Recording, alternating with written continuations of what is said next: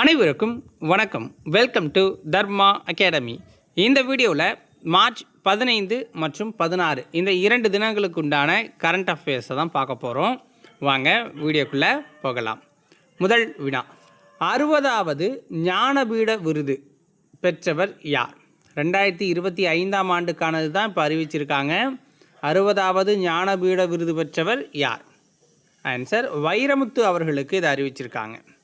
எதுக்காகனா அவர் தமிழ் இலக்கியத்திற்கு ஆற்றிய ஒட்டுமொத்த பங்களிப்பை கௌரவிக்கணும் அப்படிங்கிறதுக்காக இந்த வாழ்நாள் சாதனையாளர் விருது அப்படிங்கிறத கொடுத்துருக்காங்க. Life time achievement. Sahitya Akademi விருதை 2003 கள்ளிக்காட்டு இதிகாசம் அப்படிங்கிற ஒரு நாவலுக்காக வைரமுத்து ஆல்ரெடி வாங்கியிருக்காரு. ஓகேங்களா?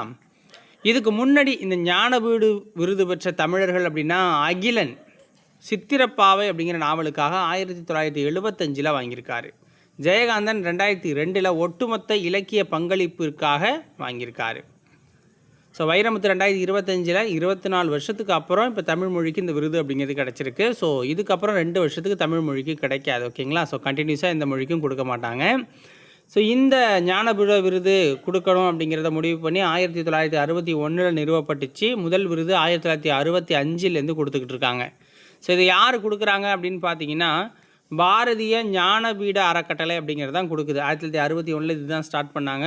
65 இந்த விருதை கொடுத்துட்ருக்காங்க. சாஹூ ஜெயின் குடும்பம் அப்படிங்கிறது தான் இதை நிர்வகிக்கிறாங்க. இந்திய அரசியலமைப்பில் இருக்கிற 8வது அட்டவணையில் ஒரு 22 மொழி அங்கீகரிக்கப்பட்ட மொழியாக இருக்கும்ல, அந்த 22 மொழிகளில் மட்டும்தான் இந்த விருதுகள் அப்படிங்கிறது அறிவிக்கப்படும். இந்த முறை தமிழுக்கு கொடுத்துருக்காங்க. ஸோ 22 மொழிகள் ப்ளஸ் இங்கிலீஷை சேர்த்துருப்பாங்க இதில். அடுத்து பாருங்கள், பாரத் டெக்ஸ் 2026 சர்வதேச கண்காட்சி எங்கு நடைபெற இருக்குது? பாரத் டெக்ஸ் 2026 சர்வதேச கண்காட்சி எங்கே நடக்க போகுது? டெல்லியில் நடக்க போகுது. இது இந்தியாவோட ஜவுளித்துறையோட பிரம்மாண்டம் என்ன, அதனுடைய எதிர்கால வளர்ச்சி எங்கே போக போகுது அப்படிங்கிறதெல்லாம் சொல்கிற மாதிரி இந்த சர்வதேச கண்காட்சியை வடிவமைக்க போகிறாங்க. இது ஜூலை 14 ஜூலை 17 வரைக்கும் நடக்க போகுது. எங்கே நடக்க போகுது? பாரத் மண்டபம் அப்படின்னு சொல்லப்படுறதில்ல, பிரகதி மைதானம் புதுடெல்லியில் நடக்க போகுது. இதில் 140க்கும் மேற்பட்ட நாடுகளை சேர்ந்த 7000க்கும் அதிகமான சர்வதேச கொள்முதல் செய்பவர்கள்லாம் இதில் கலந்துக்க போகிறாங்க. இந்தியாவை உலகத்தோட ஜவுளி மையமாக மாற்றுறதை நோக்கமாக கொண்டு தான் இந்த கண்காட்சி அப்படிங்கிறது நடத்தப்படுது. இதை ஜூலையில் நடக்கணும்னு இப்போ அறிவிச்சிருக்காங்க. மார்ச் 2026 ஜவுளித்துறை அமைச்சராக இருக்கிற கிரிராஜ் சிங் தான் இதை அறிவித்தார்.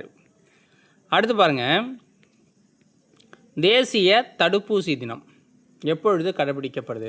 நேஷ்னல் வேக்சினேஷன் டே அப்படிங்கிறது மார்ச் 16 இந்த வருஷத்துக்கான கருப்பொருள் என்னென்னா, அனைவருக்கும் தடுப்பூசி என்பது மனித சாத்தியமே அப்படிங்கிறது தான். அதாவது immunisation for all humanly possible அப்படிங்கிறது. அடுத்து பாருங்கள், 2026ஆம் ஆண்டிற்கான சங்கீத கலாநிதி விருது யாருக்கு வழங்கப்பட்டிருக்கு? 2026ஆம் ஆண்டுக்கான சங்கீத கலாநிதி விருது யாருக்கு வழங்கப்பட்டிருக்கு? ஜெயந்தி குமரேஷ் அப்படிங்கிறவங்க கொடுத்துருக்காங்க. ஜெயந்தி குமரேஷ். சென்னை மியூசிக் அகாடமி தான் இதை கொடுக்குறாங்க. ஸோ இது வீணை இசை கலைஞரான ஜெயந்தி குமரேஷுக்கு அறிவிச்சிருக்காங்க. ஸோ வீணை இசைக்கான ஒரு அங்கீகாரமாக இதை பார்க்கப்படுது. ஏன்னா 34 வருஷத்துக்கு முன்னாடி தான் இந்த விருது வீணை இசை கலைஞராக இருக்கவங்க வாங்கினாங்க. ஸோ 34 வருஷத்துக்கு அப்புறம் இப்போ ஒரு வீணை இசை கலைஞர் வாங்குறாரு. இதுக்கு முன்னாடி 1992 தஞ்சாவூர் KP சிவானந்தம் தான் வாங்கியிருந்தார்.